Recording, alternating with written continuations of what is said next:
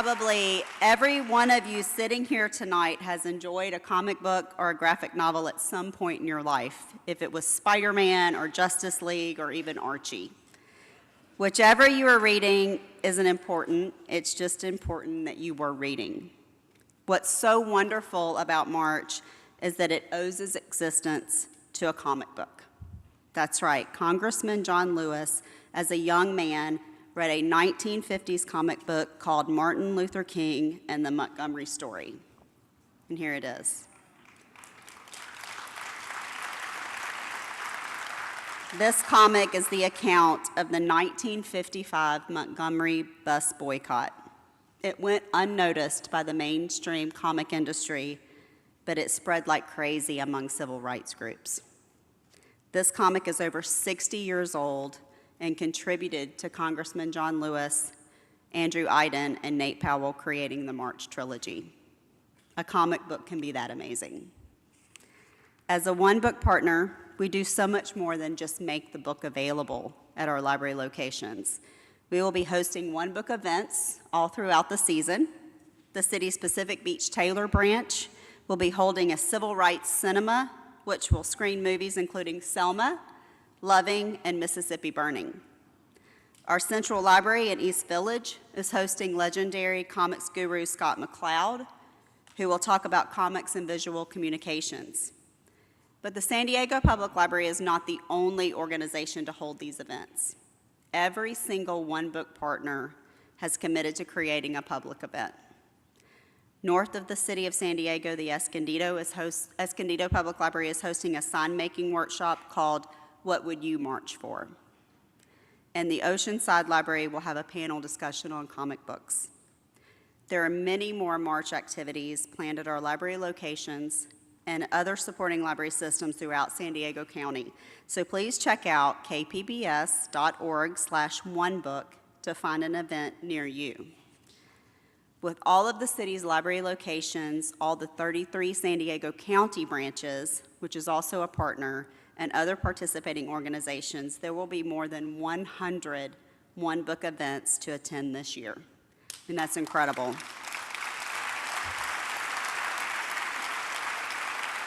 So we hope to see you at one of these events, and we're very proud to be here tonight. Thank you. Please welcome San Diego civil rights icon, Harold K. Brown.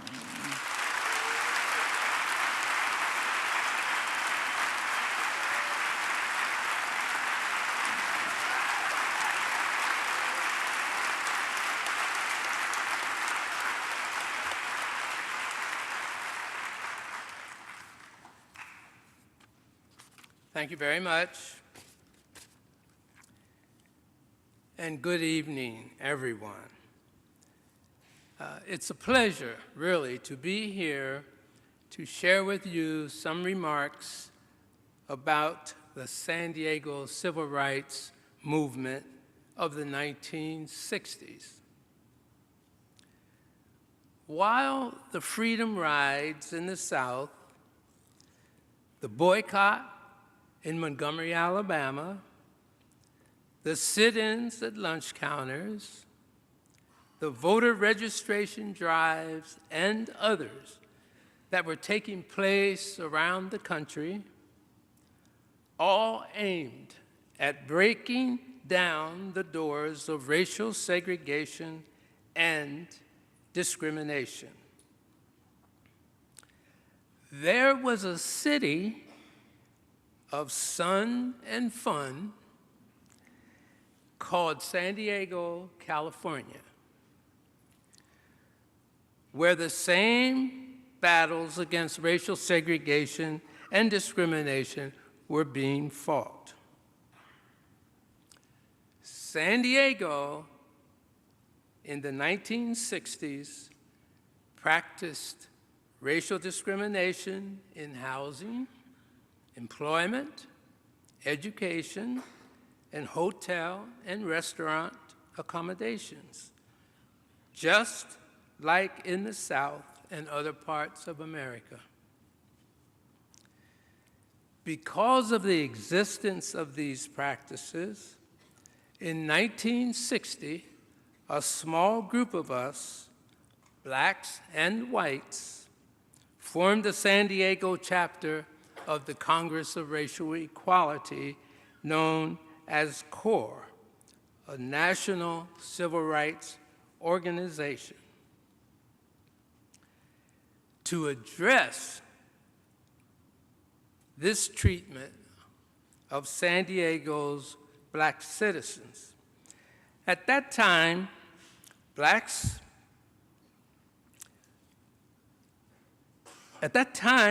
were forced to live in designated areas, as many of you know, in the city throughout San Diego. And the city had what we call restrictive covenants, which meant that Negroes, as we were called then, could not rent or buy in any of the other areas of the city. Schools were therefore segregated. Most businesses, except where government contracts existed, did not hire blacks. Banks, utility companies, brokerage companies, insurance companies, hotels, restaurants, newspapers and TV, jobs in those places were closed to blacks.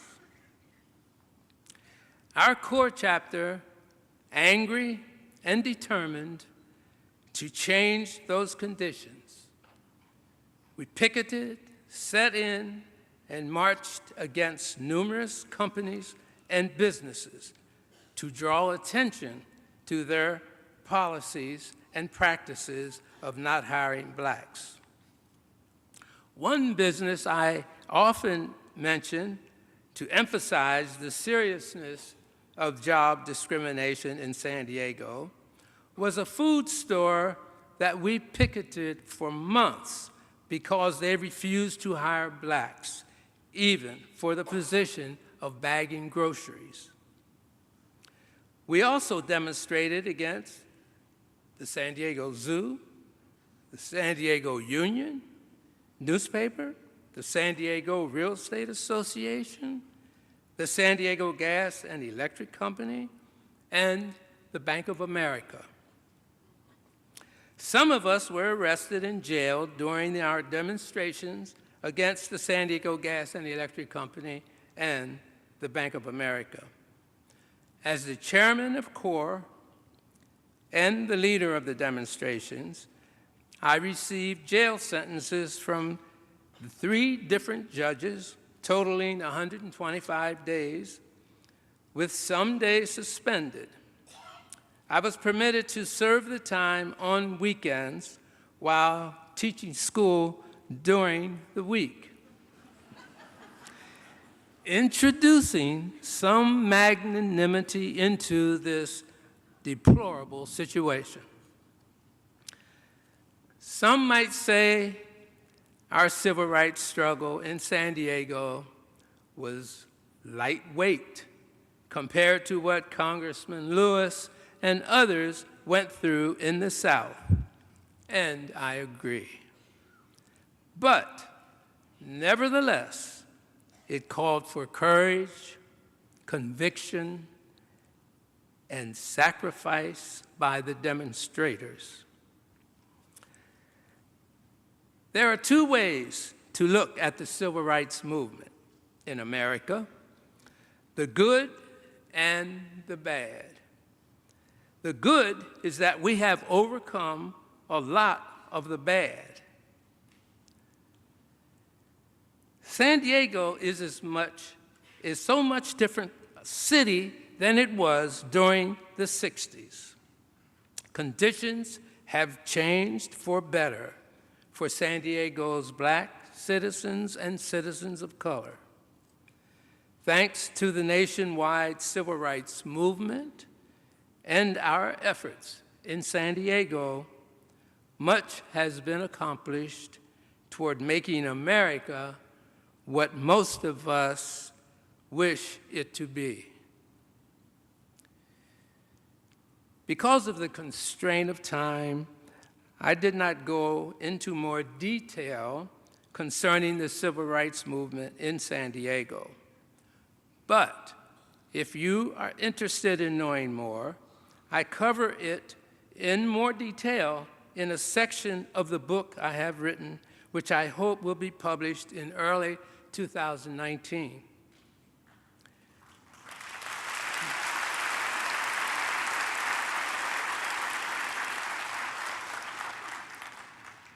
You can also access electronically the Harold K. Brown Civil Rights and African American Experience collection in the San Diego State University Library. I want to thank One Book, One San Diego for the opportunity to share with you a little about the civil rights movement in San Diego. And I thank all of you for your kind attention.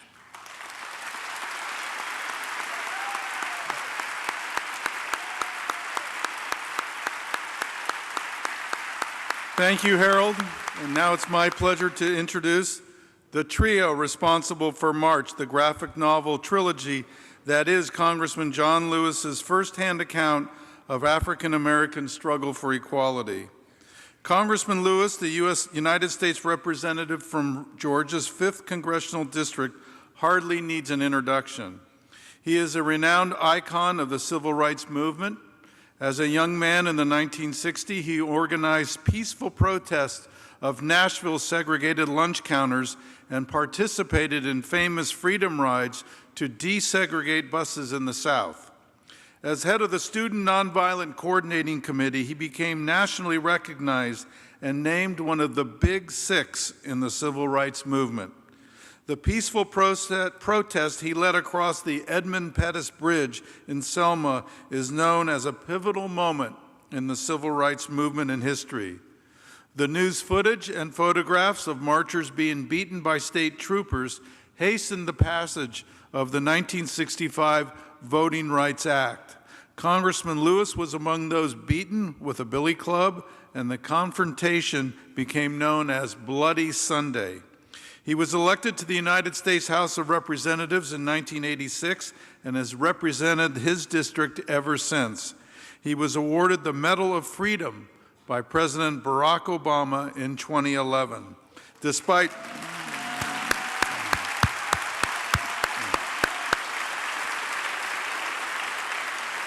Despite everything he has been through, Congressman Lewis still believes in nonviolent protests.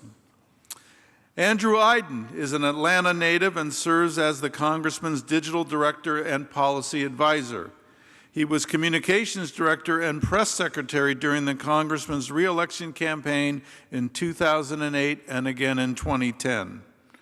Andrew is a longtime fan of comics, a hobby his mother encouraged him to pursue. Andrew discovered that the Congressman's civil rights journey had been influenced by the comic book Martin Luther King and the Montgomery Story. He encouraged the Congressman to write his own graphic novel about his role in the civil rights movement. The Congressman asked Andrew to write it with him. Andrew is a graduate of Trinity College and Georgetown University in Washington, D.C. And Nate Powell was born in Little Rock, Arkansas. Nate is a New York Times best-selling graphic novelist.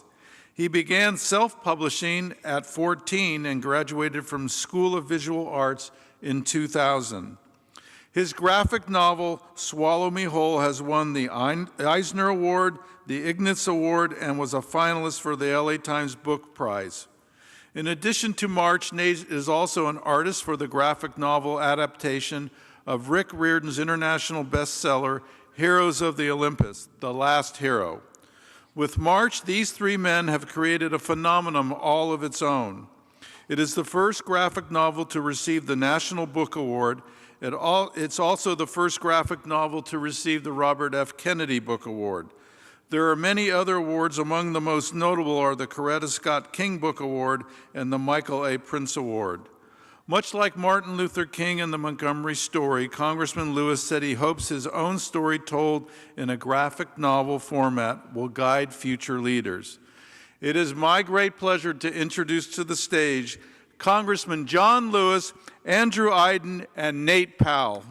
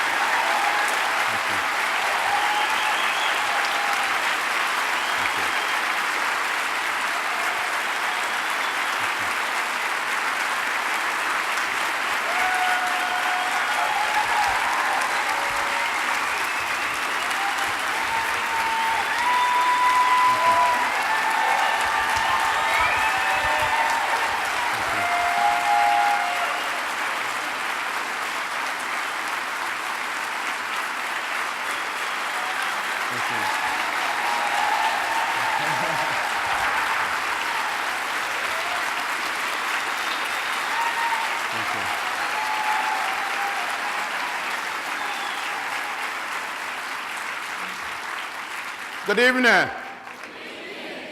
You're a good-looking group. Thank you so much. Thank you so much for having us here tonight. Thank you for those kind words of introduction. I must tell you that we are delighted and very pleased to be here. To talk about March, Book 1, it's Book 2, that's Book 3. One book, one San Diego. One book, one San Diego. Now, I didn't grow up in a big city like San Diego, or Los Angeles, or Washington, D.C., or Atlanta. I grew up in rural Alabama, 50 miles from Montgomery, outside of a little place called Troy. My father was a sharecropper, a tenant farmer. I grew up with 6 brothers and 3 sisters. Wonderful mother, wonderful father, wonderful grandparents, and wonderful great-grandparents. But I remember when I was only 4 years old, in 1944, my father had saved $300, and a man sold him 110 acres of land. My family still owns this land today.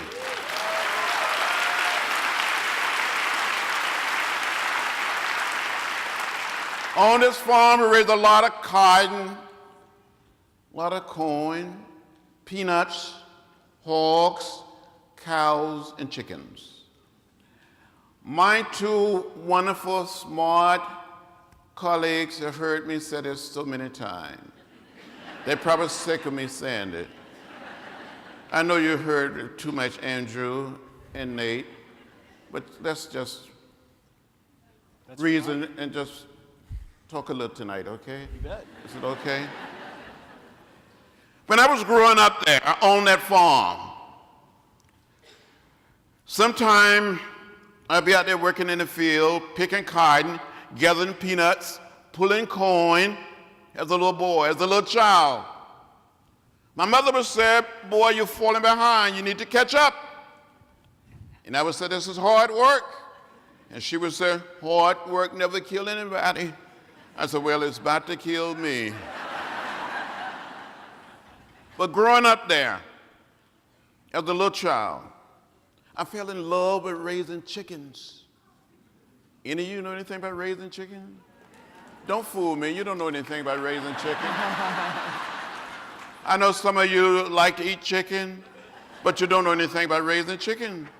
But let me tell you what I had to do as a little boy. When the setting hen was set, take the fresh eggs, mark them with a pencil, place them under the setting hen, and wait for 3 long weeks for the little chicks to hatch. Some of you may be saying, now, John Lewis, why do you mark those fresh eggs with a pencil before you place them under the setting hen? Well, from time to time, another hen would get on that same nest. And there would be some more fresh eggs. You had to be able to tell the fresh eggs from the eggs that were already under the setting hen. When the little chick would hatch, I would fool these setting hens. I would cheat on these setting hens. I would take the little chicks and give them to another hen and get some more fresh eggs, mark them with a pencil, place them under the setting hen, encourage the setting hen to stay in the nest for another 3 weeks. When I look back on it, it was not the right thing to do. It was not the moral thing to do. It was not the most loving thing to do. It was not the most nonviolent thing to do. But I kept on cheating on these setting hens because I was never quite able to save $18.98 to order the most inexpensive incubator from the Susan Roebuck store. Any of you old enough to remember the Susan Roebuck catalog? That big book, that heavy book, that thick book. Some people call it the wish book. Or, well, I wish I had this. I wish I had that. So I just kept on wishing. But as a little boy, I kept on fooling these setting hens and cheating on these setting hens. I wanted to be a minister. I wanted to preach the gospel. So from time to time, with the help of my brothers and sisters and cousins, we would gather all of our chickens together in the chicken yard. And I would preach to these chickens. And some of these chickens would bow their heads. Some of these chickens would shake their heads. They never quite said amen. But I'm convinced that those chickens that I preached to during the 40s and the 50s tended to listen to me much better than some of my colleagues listen to me today in the Congress.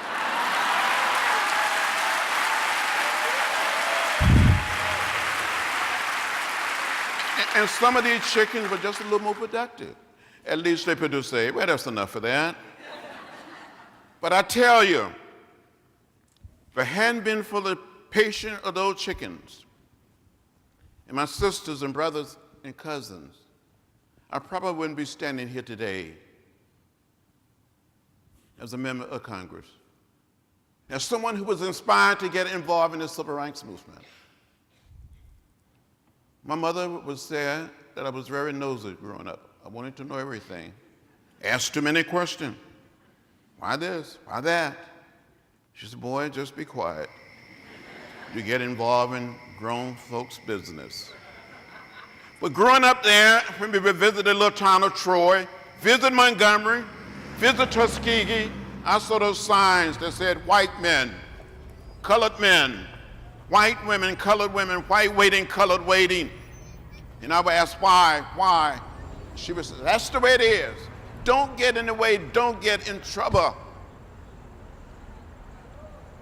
But in 1955, 15 years old in the 10th grade, I heard of Rosa Parks. I heard the words of Martin Luther King Jr. on the radio. The action of Rosa Parks, the words and leadership of Dr. Martin Luther King Jr. inspired me to find a way to get in the way.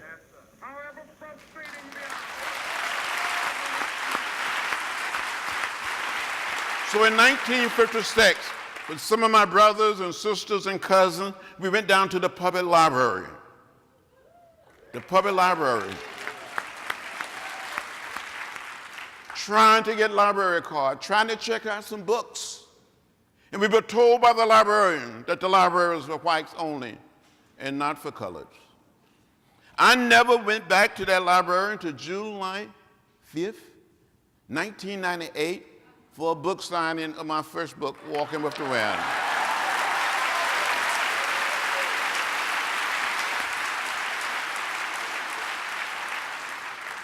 And I tell you, I was so blessed that in 1968, to marry a librarian who was born in Los Angeles, attended UCLA and USC Graduate School of Library Science. So I love librarians. I love books. With books, we can travel, we can learn, we can see the world, we can be inspired. So when Andrew Iden suggested to me that maybe I should write a comic book, and so maybe he wouldn't give up. He wouldn't take no for an answer. He had read this book, the comic book, heard me talk about it, Martin Luther King Jr. and the Montgomery story, and he just kept saying, Congressman, you should write a comic book. Write your own comic book. And I finally said, yes, if you do it with me. And book 1 and book 2, the result of this young man urging me, and I'm glad I said yes.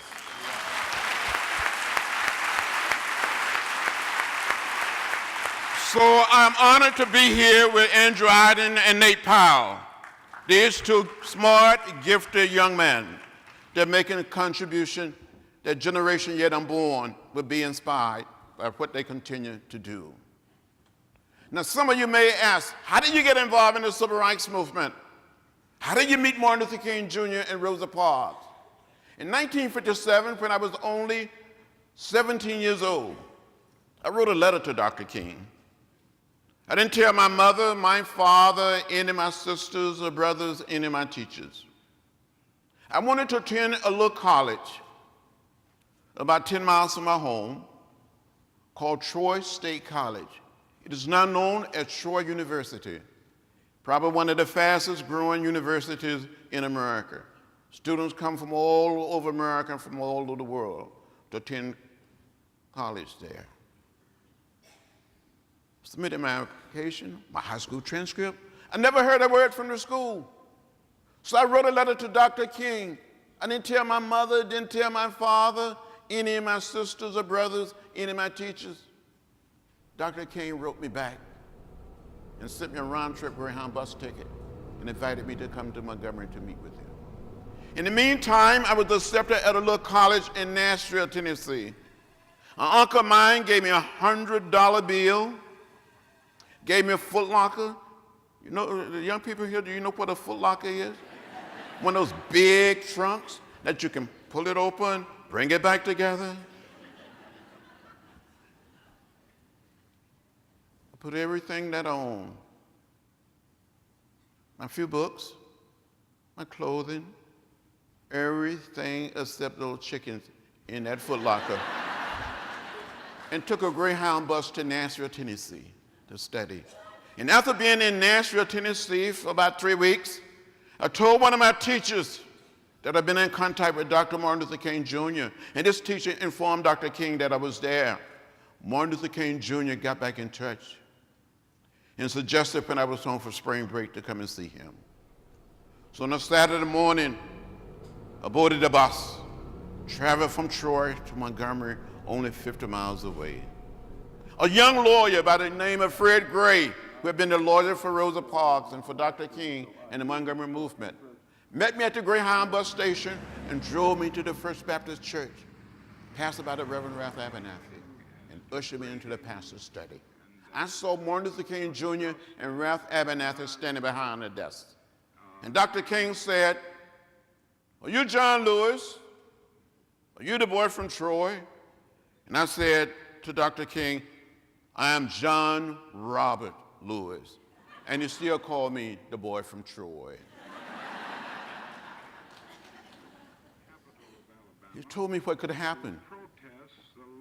He said, you know, we may have to file a suit against the state of Alabama, against Troy State, but if you want to go, we will support you.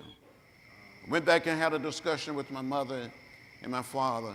They were so afraid. They thought we would lose the land, our home would be bombed or burned.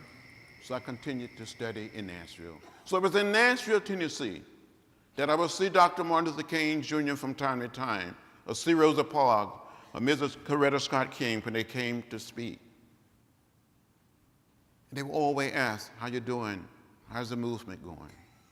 And then we started studying the way of peace, the way of love, studying the philosophy and the discipline of nonviolence. And they heard that had been a mass arrest in Nashville, that 89 students, black and white college students, had been arrested for sitting in. Dr. King would come, 10 rallies, speak on our behalf. And one day he said to me, when you finish school, I want you to come and work for my organization. But when I finished American Baptist, I went on to Fisk University. But before going, I got involved in something called the Freedom Ride. Just think, in 1961, the year that President Barack Obama was born, black people and white people could be seated together on a Greyhound or Trailway bus, leaving Washington, D.C., leaving the nation's capital, and traveling through Virginia, through North Carolina, South Carolina, Georgia, Alabama, Mississippi. We were on our way to New Orleans to test a decision of the United States Supreme Court. We were beaten, arrested, and jailed along the way. But we didn't give up. We kept the faith. We filled the city jail in Montgomery after we had been beaten. We filled the city jail in Birmingham. And I will never forget that many young people, many students and ministers and others, lawyers, came from their state to join the Freedom Rides in 1961. More than 400 of us were jailed. The city of Jackson. We filled the city jail in Jackson. Filled the county jail. And later we were transported to the state penitentiary, where most of us stayed up to almost 60 days. But President Kennedy and his brother Robert Kennedy intervened and got the Interstate Commerce Commission to issue an order by November the 1st, 1961. Those signs that said white waiting and colored waiting came tumbling down. So when people said today,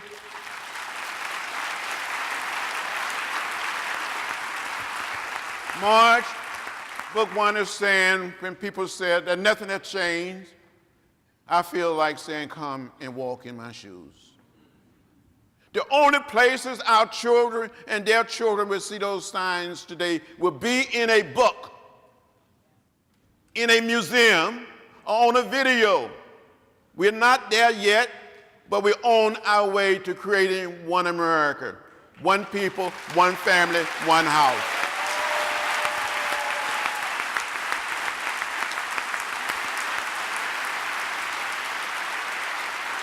There are forces in America today trying to take us back. We've come too far, we made too much progress to go back, and we're going forward. We're going forward.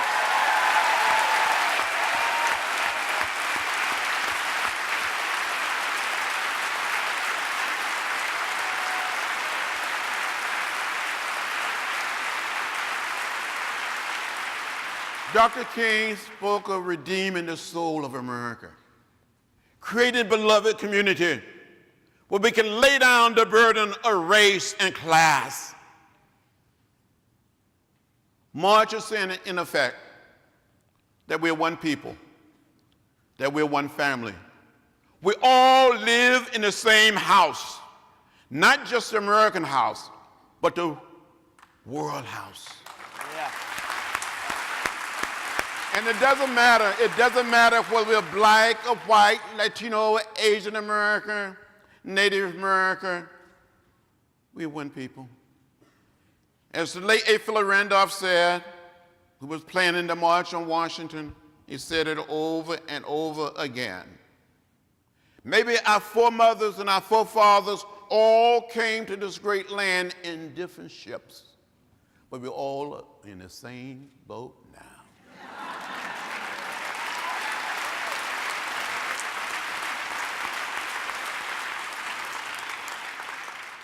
Dr. King also said that we are one people, that we must learn to live together. If not, we will perish as fools. March is a book of hope. It's saying, in effect, what can be done.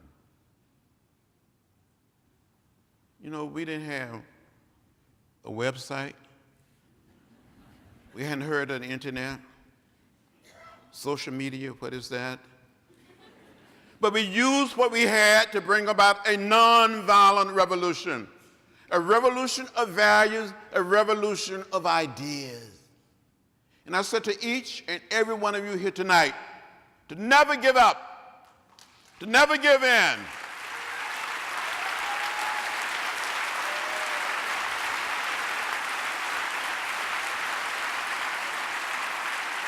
Be bold, be courageous, and find a way to get in what I call good trouble, necessary trouble.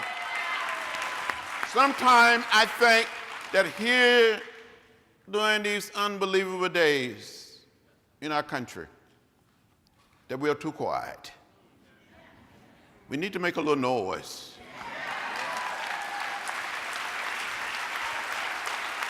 We need to push and pull.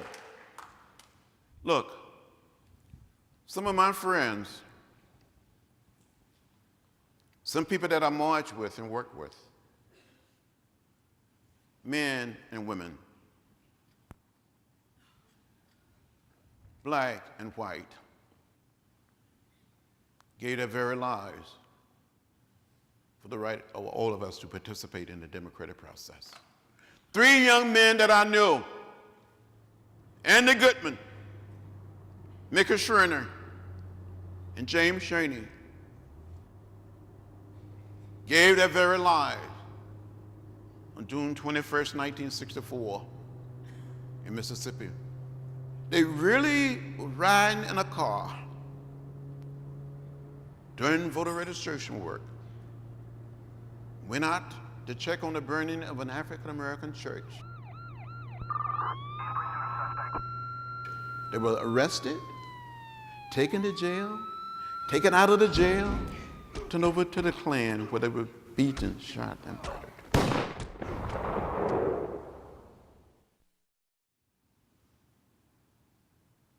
There were other people who were beaten and murdered.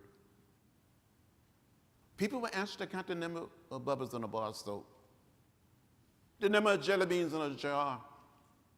On the march from Selma to Montgomery, the attempted march, I gave a little blood. Had a concussion there. I thought I was going to die. I thought I saw death. We succeeded because of what happened. In our democracy, President Lyndon Johnson introduced the Voting Rights Act. It was passed for the cries of pain and signed into and law the on August 6, yells and 1965. protests of oppressed people.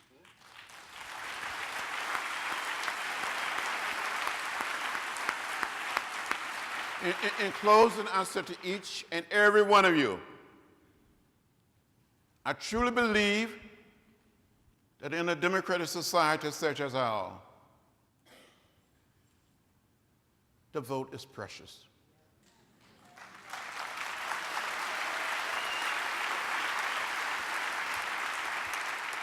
It is almost sacred. It is the most powerful, nonviolent instrument or tool we have, and we must use it. If we fail to use it, we will lose it.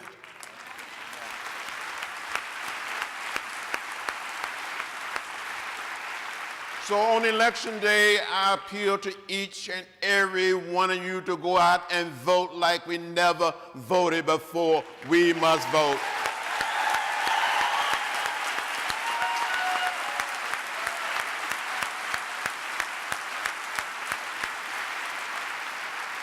Stand up, speak up. You can do it. We must do it. And we must save our country and save democracy. Thank you very much.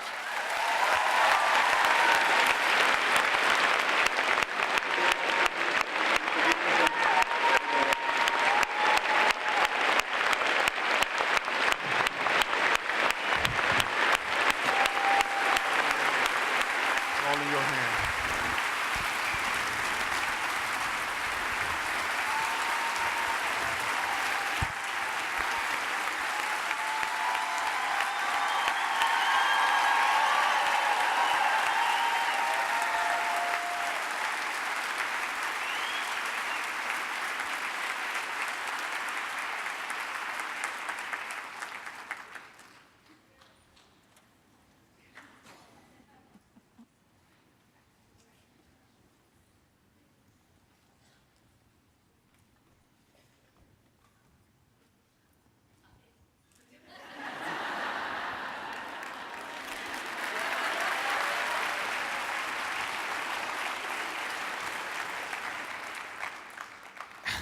How do you follow that?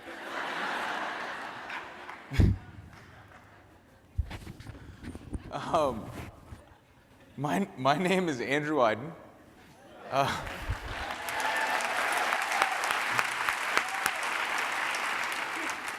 I serve as digital director and policy advisor in the Congressman's office, which means I tweet for a living. You guys know hashtag good trouble? I know, there's one of you right there. Yeah. And I'm the co-author of March. And as the congressman mentioned, it's my fault.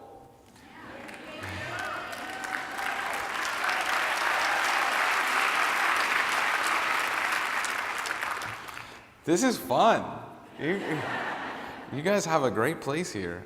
We've been coming to, it's funny. We have a thing that sometimes I do, it's like a speech, and I'm just going to throw it out the window here for a second. Our entire plan for whether or not we could make March be accepted in the mainstream was based early on about whether or not it would do well here in San Diego.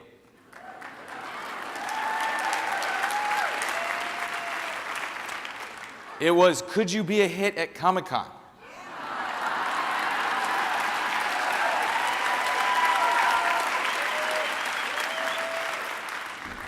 And I had many a meeting before we came about what is it like when you bring a congressman to Comic-Con? John Lewis was the first. He's been the first at a lot of things, but nobody expected he'd be the first at Comic-Con.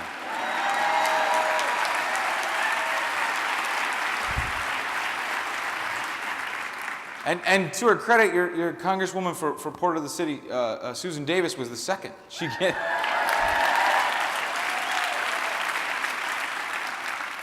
came and visited us. And it's wild to look back on it now. I mean, it's been 5 years we've been on the road, 10 that we've been making these books. I mean, I was a young man when this started. See the gray, it's really coming in. Yeah, thank you. Thank you. I need that. And I remember those days because I think about them a lot lately. It was a simpler time. Barack Obama was president.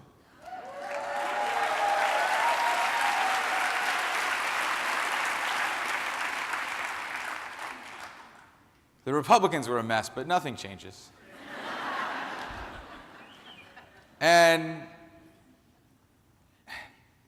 And the big question we had, I mean, this is where it all started for me. I mean, if I'm totally honest, I started working for the congressman by answering his mail. Look at me now. And I remember so much of those early days in John Lewis's office were about how do we teach young people about the civil rights movement. I can remember that first campaign that I worked for the congressman where the big question was, what have you done for me lately? My answer was a lot. But people didn't understand that. And they didn't understand the civil rights movement. They didn't understand the role and the power that young people played in it. I didn't. I grew up in Atlanta. The congressman's been my congressman since I was 3 years old. Which is just like 5 or 10 years ago. I'm just running with it tonight. And I can remember going to the King Center many times as a young boy. My mom would take me, my school would take me, and they would tell you the stories about SCLC. They would tell you the story about, Dr. King's I Have a Dream speech. They would tell you something that essentially has been boiled down to these days, which is 9 words. Rosa Parks, Martin Luther King, I have a dream. Right? And that is what, according to the Southern Poverty Law Center, the vast majority of students graduate from high school knowing about the civil rights movement. That's it, 9 words. And I'll never forget being on that campaign in 2008 and hearing for the first time in my life John Lewis tell the story of SNCC, 2 young people on the campaign trail. The story of what it was like during the sit-in movement, how Greensboro and Nashville were complementary movements that were happening at the same time. How the sit-in movement led into the stand-in movement to desegregate facilities like movie theaters. How the stand-in movement then became a part, or was a precursor to the Freedom Rides. And how the Freedom Rides were actually, well, it was the second Freedom Ride. We don't know about that either, right? Journey of Reconciliation happened in 1947. Bayard Rustin, who was the organizer of the March on Washington, he spent 21 days in a chain gang in Louisiana for it. All these things, and nobody had ever told me. And I was a little unhappy about that. Because I've been a rabble-rouser. Look, my father was a Muslim immigrant, which doesn't make me very popular. And I never knew him, to be honest. Everybody, they'll say like, oh, well, what's it like being a Muslim? I was like, actually, I was raised by a single mother who was a Methodist. Bit of a difference. And I grew up as this rabble-rouser because I saw how the world treated my mom, how they treated single mothers. Fundamentally unfair and just brutally mean. And I can remember being a young 10, 12 years old, going with my mom to things, seeing these old men insult my mother, saying, what are you doing? Where's your husband? He should be speaking for you. And I can remember, well, I'll speak for her. And then pushing me out of the way. And that built in me a social consciousness that in many ways led me into comics. Right? Okay, it makes sense. Just bear with me. Because I was reading comics because I needed role models. I needed an escape. And I was always a reader. But I wanted to read stories about people trying to do the right thing because it was the right thing to do. People who wanted to be heroes, who wanted to help other people. Not people who wanted to get rich, not people who wanted to be powerful, but people who wanted to make the world a better place.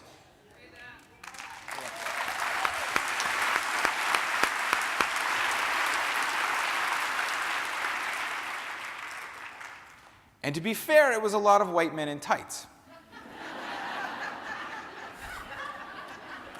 But it really, that's another issue. Thank you. And so when I went to work for the congressman, taking this social justice, this social consciousness with me, and I'm on that campaign in 2008, and I'm hearing these stories for the first time, my eyes are being opened. I keep thinking, how do we tell these stories? This is good stuff. People need to know this. And it was finally when it was coming down to the end of the campaign, when folks were starting to talk about what they were going to do afterwards. Some folks said they were going to go to the beach. Some folks said they were going to go see their parents. I said I was going to a comic book convention. Not to tell you that I cheat on you guys, but it was Dragon Con. I know. But I love Dragon Con. That was a lot of fun, right? It was just imagine 12, 13-year-old me just going to Dragon Con, right? I had a very tolerant mother. And when I said that on that campaign, everybody laughed at me. All these very prim and proper political types who'd spent 20 years in, prognosticating. And as they're laughing at me, I hear a deep voice. And it was Congressman Lewis. And he said, don't laugh. There was a comic book during the movement, and it was very influential. And I went home that night, and I looked it up on the internet. It was called Martin Luther King and the Montgomery Story. It was published in December of 1957, sold for 10 cents, although in many cases they gave it away for free. It was 16 pages cover to cover, 4-color, beautiful studio house style of the mid-50s. And I remember reading it on the internet that night and sitting on that couch and looking at it, all of this in my brain, all of the stories that I just heard from John Lewis, all of my own emotional baggage from life, wanting a hero, wanting a father, wanting someone to look up to, wanting a role model.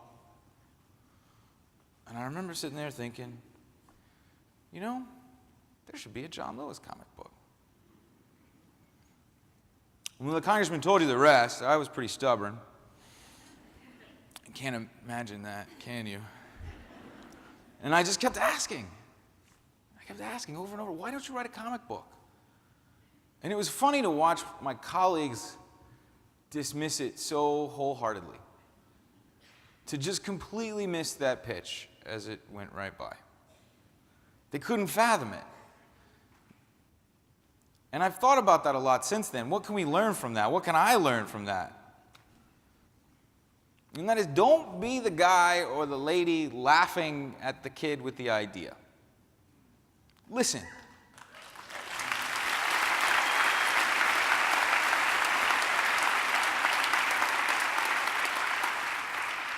If they'd been smart, they would have just stolen it and gone and done the book themselves. But, thank God they're not smart.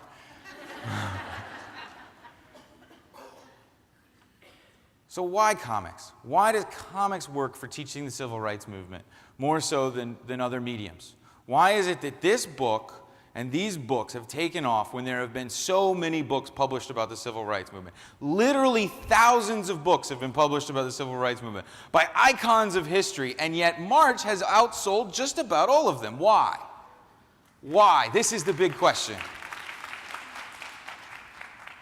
My theory, and I'm pretty confident in this, is the internet. And it's not what you think about the internet. It's not just because we can sell it on the internet. It's because the internet is changing the way we communicate. This generation of digital natives who have grown up on the internet, who have experienced their entire life communicating through screens, essentially communicate through sequential narrative. Words and pictures together. Twitter is a giant comic book when it comes down to it. Facebook is kind of like that crummy comic book you don't really want to read. Doesn't make sense, it doesn't follow, you really don't know who wrote it. Sorry, I can't, they're going to show up at the door, Zuckerberg's going to be like, no. But this is a serious point. The way we the way we communicate with people is changing because of this literacy. And I am not surprised at all it is the librarians who figured it out first.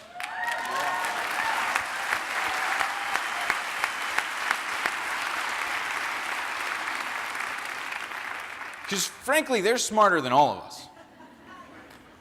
They know where the bodies are buried, and they can use the Dewey Decimal System to find them.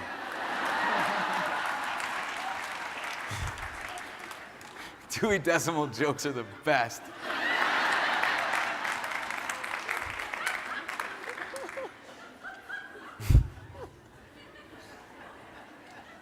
This is like the only crowd that would play in. Maybe the American Library Association, but that's about it.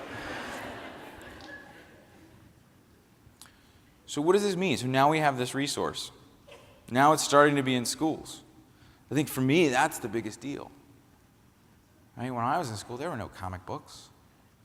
I would get in trouble for having comics. But now we have this opportunity. And more than that, we have an opportunity to teach civil rights to a whole new generation.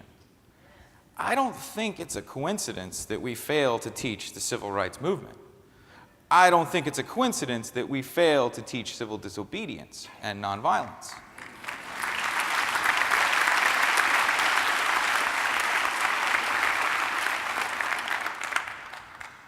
If you take the power of the internet, the technology that we have, and you apply it to someone who is skilled in the discipline and philosophy of nonviolent civil disobedience, there is very little they can't accomplish. And I believe that you're seeing this generation now, 5 years after we started this journey, start to recognize their power. We've done reading programs like this all over the country. We love it. And the reason we always let the students ask the questions, the reason we always speak at schools as a part of it, is because we're trying to inspire a new nonviolent revolution among young people in America.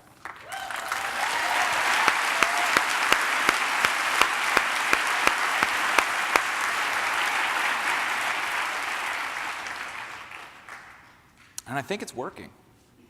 I look at what's happening today. You hear the word march more than you ever have before.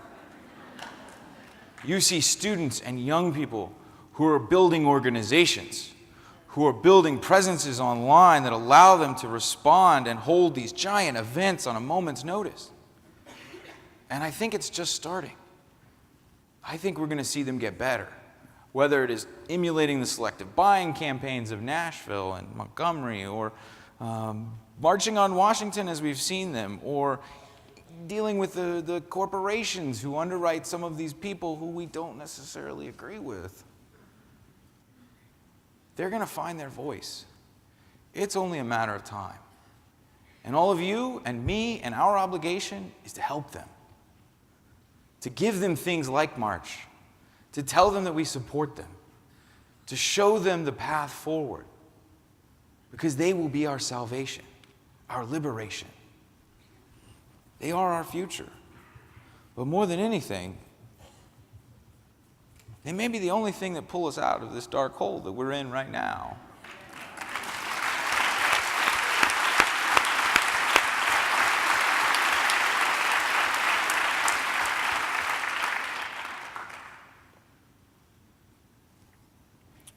My mother died last year, and I miss her every day. In fact, when March won the 4 American Library Association Awards, which was the first time a book had ever done that, I missed it because I was with her in the hospital, and it was 2 days before she died. And I'm pretty convinced that she hung on that extra day and a half just so that she would be there when I actually was technically receiving them. Because for kids like me, there is no math that says I should be on the stage. There's no math that, the odds of me working for John Lewis, winning the National Book Award for a comic, are astronomical, except for one variable: my mother.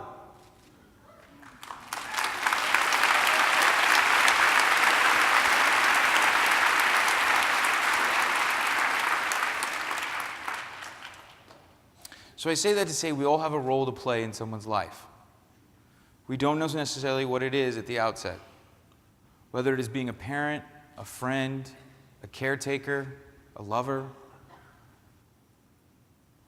We all have to take care of each other. And we all are facing tough times right now, and we're going to need each other to get through it. So take the lessons of March. Take the hope that John Lewis's life gives us, and use them to build a better America, a more just country, a truly more perfect union. And to do that, I have to ask you all to join us and march. Thank you.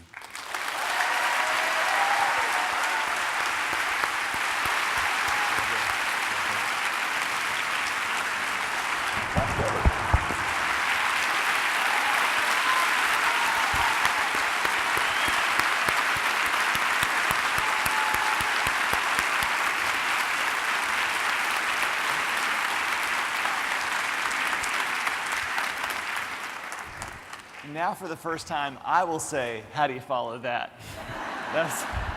We've done this a couple of times, maybe 300 or 400. That was your best set, man. That was very, very moving. That was some fire. Well, hey, y'all. I'm Nate Powell. I'm the artist of March. I make comics. How's it going? Hey.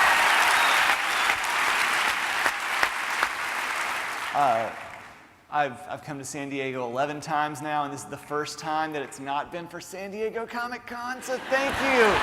Yes. I love San Diego Comic Con, so for those, whoever works for the con out there, see you soon.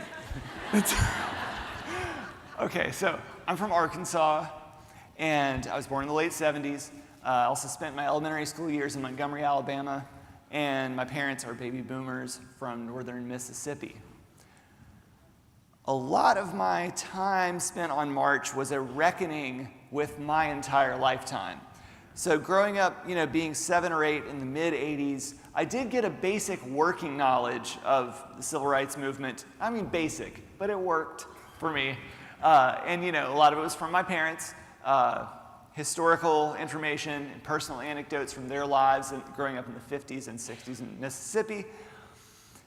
But it was interesting, and reflecting upon it with other fellow Southerners my age these days, my parents, like many of their peers, sort of capped off a lot of this information with an exception or a dismissal, like, oh, but that was a different time. That was way back there. Even as they're telling history that's like 10 to 15 years before I was born, in the exact city where I was standing. Kind of pulling Jedi mind tricks, like, these are not the droids you're looking for. You will let us pass. And I didn't have the vocabulary for it at the time, but all these things didn't add up because it seemed like a lot of effort increasingly was being put into that kind of dismissal, that kind of drawing a line of unreality where these were two segments of history that did not have a thread that ran through it. Yes, and this is the core of the problem. The core of the problem that I think a lot of white generation Xers and older millennials have carried with them. And even like in Montgomery, I had spent a good amount of time visiting a lot of these locations and sites, stuff that had happened 3 miles from my house. And yet, and watching grainy black and white footage and video of these moments happening, and yet recognizing that there was this unsettling quality to trying in the efforts to show that somehow there was not a continuum, that these in fact were folks who couldn't or perhaps weren't your neighbors, your family members, your friends, who couldn't have been you in another world, in another time and place, or in the same place, different time. So a lot of my efforts on March became an effort to reckon with that tension, with that intergenerational anxiety, but also to destroy that layer of abstraction. And a lot of that I carried into my life all the way to like age 34, 35, before I was really able to unpack the last of that baggage. So I started drawing comics when I was 12 in 1990. A couple years later, I started self-publishing them. And it's incredible for March to be a part of comics' larger struggle for legitimizing itself in American pop culture, but also in the literary canon. It's amazing to be able to stake out some ground and in some ways squash a little bit of that debate. But I always find that debate itself always comes charged with this very polarizing thing. It's like you can either, people feel the need to assert that that in order to embrace higher literary efforts in comics, it involves separating itself from the spandex. But I really need to take a moment, as I do every single time, to stick up for the spandex. It was Chris Claremont and Ann Nocenti's runs. That's right, I brought Annie Nocenti up in here. For the 4 people who care, a fantastic superhero writer. It was their runs on X-Men and the X titles in the 1980s that gave me a social conscience and a potent combination with punk music and thrash metal, a lot of it incidentally from the San Diego area in the late 80s and 90s. So thank you, San Diego. But, X-Men really helped provide a lens through which I saw racism, sexism, homophobia, xenophobia, nationalism in the world around me, in my town, in my school, in my heart, in a way that made it fresh, that made it raw, that made it something to reckon with.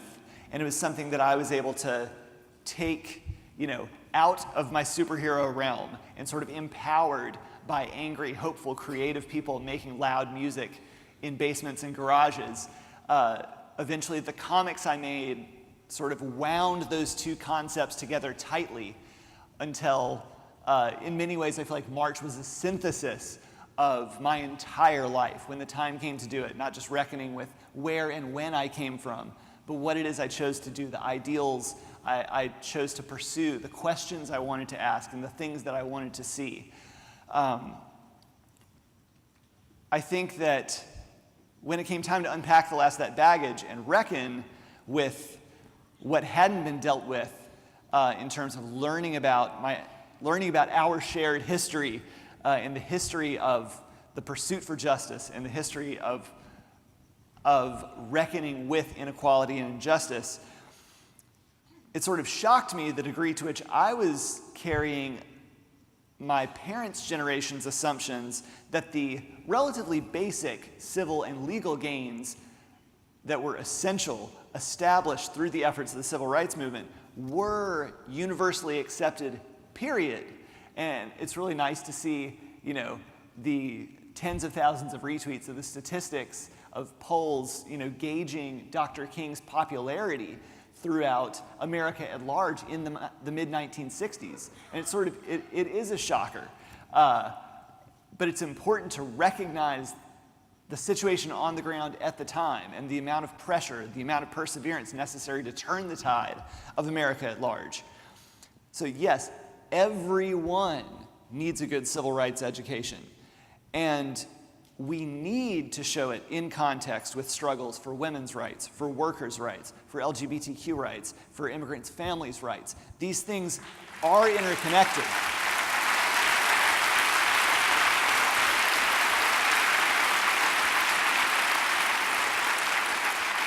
And it's not just a matter of presenting the history itself. Another assumption I carried way too late in life, some of that had to do with being like a snooty author, and I make my comics and somebody prints them and they show up on a bookshelf and people read them. I didn't know how that stuff worked, and I didn't pay attention to the gatekeepers sometimes taking fairly large risks to get books in people's hands, to get books into classrooms, into libraries. But it's not just a matter of presenting the history and making it available. It's not just about letting people see heroes who look like them, though that's very important. It's about seeing connections between seemingly different struggles and then understanding equality as being in everyone's interest. And that is a very dangerous idea to those in power, and we all know it.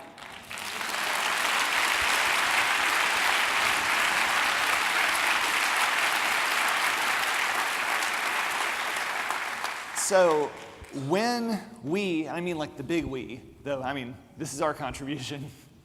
This is my contribution. I'm not going to be speaking for folks who may have contributed a little bit more over the years. But when we provide that rich history, we disrupt the 9-word problem in whichever ways we can. And by that I mean we disrupt the defanged narrative of leaders passing change down from the mountaintop. And I knew that in my head, but I kept a lot of that so internalized just from the way Baby Boomer Mississippi grounded into me as a kid. When we provide that rich history, what is told is millions of hours of thankless, often pretty boring work behind the scenes to make these larger gains occur. What is told are divergent, sometimes oppositional ideas, philosophical schisms, strong differences in the strategies and the tactics, in the existence of capital N nonviolence itself. It was fascinating to draw a march and along the ways of books 2 and book 3 to see this thread of these philosophical shifts occurring, very heated arguments at times. But the people involved in those arguments and discussions getting back together and meeting in the streets where they all needed to be because they did have a common objective besides considerable differences along the way. What is told is a crucial example of intergenerational reckoning. I think that I was maybe the most oblivious to the ways in which the civil rights movement, as we know it, yes, was a broad, sustained struggle against forces of institutional inequality in our country at large, but it was also an intergenerational struggle within the civil rights movement itself. So only by recognizing, and some of this is like literally drawing the youth involved of teenage and young 20-something John Lewis and his peers and his friends, recognizing that youth and how it comes out made me understand for the first time the smaller generational gulf between Congressman Lewis and Dr. King, and then recognizing that larger generational gulf that went back to the Thurgood Marshalls of the first half of 20th century civil rights struggles. What is told is the value of, or the essential role played by dedicated journalists and by a free press in recognizing, and that's really easy to get lost in the mix. But a lot of this is just like whether it's in the details of the script or in the details of the reference material. But what's funny is, like so March Book 1, going from young John Lewis as a boy on a rural Alabama farm, emerging into the rising sit-in movement in Nashville. But the lower quantity of reference material I had, at a certain point, forced me to ask the question, why? Why do I have more free reign, artistically speaking, to fill in some of the gaps and to tell the story in a particular way? And as I was moving into the Freedom Rides, moving into the March on Washington, and especially moving into the Selma movement, the situation on a creative level really tightened. There was a lot more accountability and responsibility. And the reason why is simply there are more cameras on the scene. There are more reporters covering it. It's showing up in more TV screens across the country. And it is only by those journalists showing up and covering it that the movement, that the struggle was put into people's living rooms all across America, that otherwise relatively comfortable people could be driven by either their conscience or by pressure to admit to a fundamental injustice and to play some role in rectifying it. So, thank you, Free Press.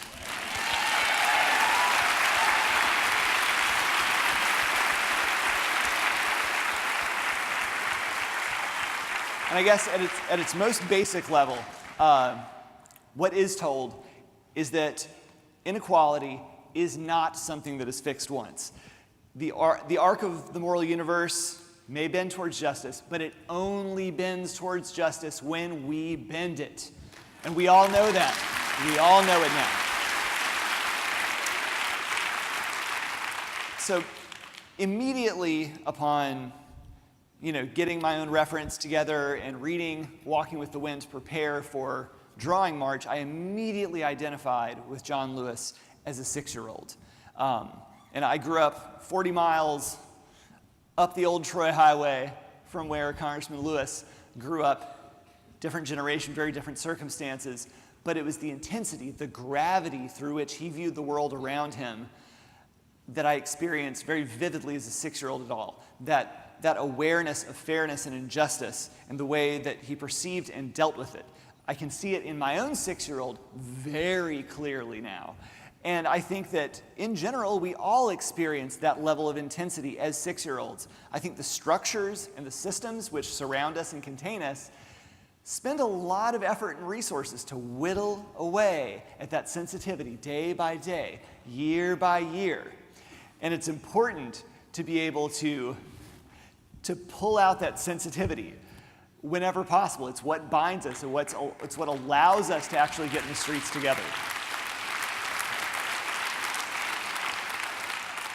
And I guess my final point is just that I'm really proud and honored to have been able to spend so much of my adult life making this work.